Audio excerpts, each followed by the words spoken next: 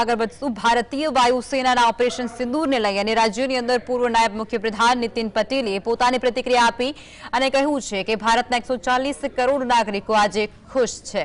વડાપ્રધાને જે વચન આપ્યું છે તે વચનને પાળ્યું છે। આપણે બધા જાણીએ છીએ કે પાકિસ્તાન ભિખારી કક્ષાનો દેશ બની ગયો છે અને આ વિદેશી ભારતે ઘણી વખત હરાવ્યું છે।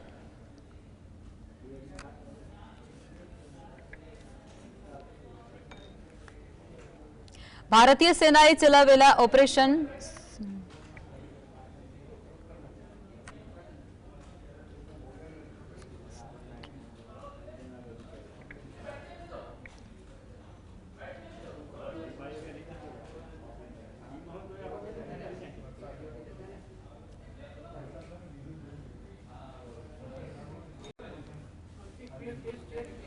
भारत ने कोई जो छेड़े तो भारत कोईने छोड़तुं पण नथी।